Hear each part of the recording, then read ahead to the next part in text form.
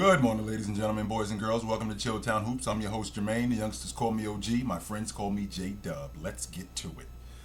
You know, in the era of social media, everything is exposed. From where you hang out, who you hang out with, what you're wearing, what you're driving, where you live, where you work. Everything is exposed. We live in an plethora of information era. And that has a tendency to scare people, particularly pro basketball players. And the reason why is because these guys have branded themselves with shoe deals, clothes deals, car deals. With all of these things, all of this stuff could come crashing down if they're exposed in a way that they don't want to be. And one of those ways that they don't want to be exposed is on the basketball court. And the reason why is because this is my moneymaker. This is the reason why I have a shoe deal. This is the reason why I have a clothing line. This is the reason why I have a car deal. This is the reason why I have all of these extracurricular activities, because of what I do on the basketball court. And that could be jeopardized by me getting outplayed or outclassed by somebody, which would explain why a lot of these guys don't get into dunk contests. It's not because of stuff that we've never seen before, because if you think about it, a lot of the stuff we've seen it, it's still awesome to see it though. And it's kind of ironic that they wouldn't do it, because when stars get in the dunk contest, all it does is it enhances their popularity. So if you think about Michael Jordan in 85, when he got in the dunk contest, he introduced us to Jordan.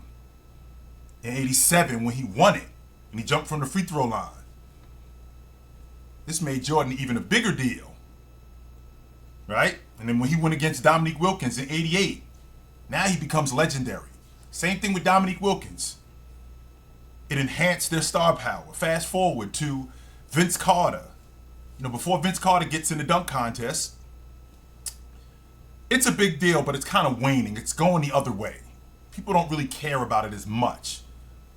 Vince Carter gets into it, and the allure comes back. Not only does the allure come back, his popularity goes through the roof. Now everybody wants to see Vince Carter. Zach LaVine and Aaron Gordon, they get in one of the best dunk contests that I've ever seen. And now people are curious about Zach LaVine, because that's part of the show. People are curious about Aaron Gordon because that's part of the show. But the thing that these guys aren't confident in is they aren't confident in themselves winning. You know, if I get in a dunk contest, what if I have a bad showing? It could wreck my popularity. It could cause a whole lot of problems where I'm not as popular and I might lose a shoe deal. I might lose a clothing deal. So they don't do it. Well, what that also does is, now that moves over to the All-Star game. See, the All-Star game used to be a battle. We looked forward to the All-Star game. The best All-Star game I saw was in '89. It was in, I believe it was in the Superdome in Seattle, and it went into overtime. One of the best All-Star game, probably the best All-Star game that I've ever seen, with the exception of '88 in Chicago. This is a pickup game, but it's a competitive pickup game. I don't really get to see, if I play in Boston, I play in Cleveland, I don't really get to see Clyde Drexler that much. I only get to see him twice a year. But I get to see him in the All-Star game. All right, let's go at it. Let's get it on. But that was when the game was all these guys had. It wasn't about branding at that point. You know, if back then you had a sneaker deal, you were a pretty big deal. And the competition aspect of it was alive, and these guys wanted to protect that. I want to show that I'm just as good as Karl Malone. I want to show that I'm just as good as Clyde Drexler. Patrick Ewing is not better than me. No, he isn't. And I want to show that. And they did. So they went at it. Don't get me wrong. The game was fun, but it was also competitive. These guys right here, it's just dunk after dunk and just ole and letting guys go. And there isn't really any competition. And the reason why there isn't is because these guys are afraid of losing what they have. You know, Kyrie Irving might embarrass me. I might get outclassed by Joel Embiid. LeBron James is at a point in his career where, you know, I've been in the NBA for 20 years, so this isn't really that big a deal now. But you would think that it would be more competitive considering that these are the best players on the planet. Because these are the best players on the planet, let's find out who the best is. Let's find out who the best is. Now, I get that you don't want anybody to get hurt and you want to keep it clean. Absolutely. And if you think you're going to get hurt, you're probably going to get hurt. So that's not a question. The question is what are these guys afraid of? They're afraid of losing what they have. That's what they're afraid of. They're not afraid of getting hurt, and they're not afraid of injury. No, I'm not buying that logic. I'm not buying the logic that they're afraid of injury. I believe that they are afraid of losing what they have, because if they weren't, then we'd go at it. You know, the All-Star game, to sit on the floor at the NBA All-Star game is like $15,000. That's not a little bit of money. You know, to get it to sit upstairs at the All-Star game, it's $200. Let's give these people a game. Let's give them what they came to see. And I would really like to see the game be more competitive.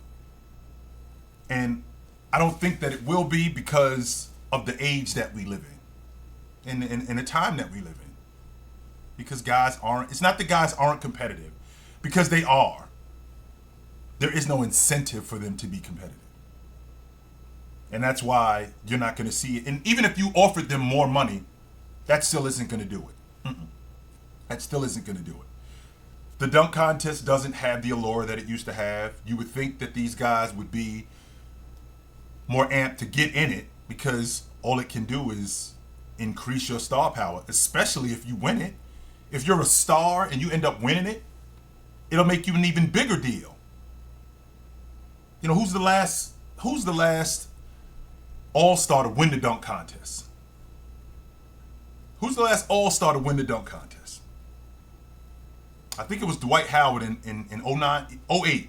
It was Dwight Howard in 08. He was the last one to win it. Now remember, Dwight Howard at that point had been in the league for 4 years, wins the dunk contest. His popularity gets enhanced. And the reason why it gets enhanced, because number one, he's already one of the better players in the game, arguably the best 5-man in the game. And now this is an extra element to the show that he puts on. And when he does that, now more people come, particularly for him. You know, Mac McClung, he's been a journeyman. And if you think back to when he was in college, you know, he played at Georgetown, right? When he played at Georgetown, maybe it was the system. Maybe it was him and Ewing didn't really get along as well as he would like, because he was a bucket. Super freak athlete. One of the better transition players in college basketball. Could shoot the ball with the best of them. But he ends up leaving Georgetown, getting about 15, 16 a night. He leaves there and goes to Texas Tech, and he's playing a little bit more. Numbers are pretty similar, but he's playing a little bit more. And he gets to the pros, and he's kind of in and out of places. And I think that was largely due to his ability to adapt to the pro game. But the athleticism was always there. Well, he gets in the dunk contest, and now his popularity is going to soar. People now know who Mac McClung is. And that's a big deal. And I would like to see that. That would enhance not just All-Star Weekend, but it would also enhance the NBA. When you have guys doing things like that, I think it would make it a bigger deal. So, since we're on the subject of enhancing the NBA, I mean, Russell Westbrook just signed with the Los Angeles Clippers, which I thought was going to happen. The question that I have about Russ, I wonder, how are we going to talk about Russ? Because if you think about throughout his illustrious career, Russ has played with Kevin Durant, James Harden, LeBron James, now Kawhi Leonard, and Paul George. These are the guys, in terms of star power, that he's played with. And with all of that being said, he's on his way to reaching the 25,000 point, 10,000 assist club. He's on his way to doing that. I think he's going to do that within the next year.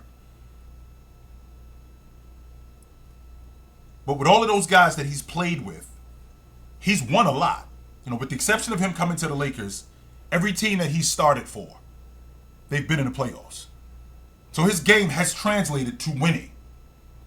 When he was in Oklahoma City, it was in the West Finals 3 times in 5 years. He took that Oklahoma City team when KD left. He took that Oklahoma City team to the playoffs, which I know you're gonna love this, but Russ at the 1, Victor Oladipo at the 2, Roberson at the 3, I think it was Jeremy Grant at the 4, and Steven Adams at the 5. He took that group to the playoffs and won the league MVP.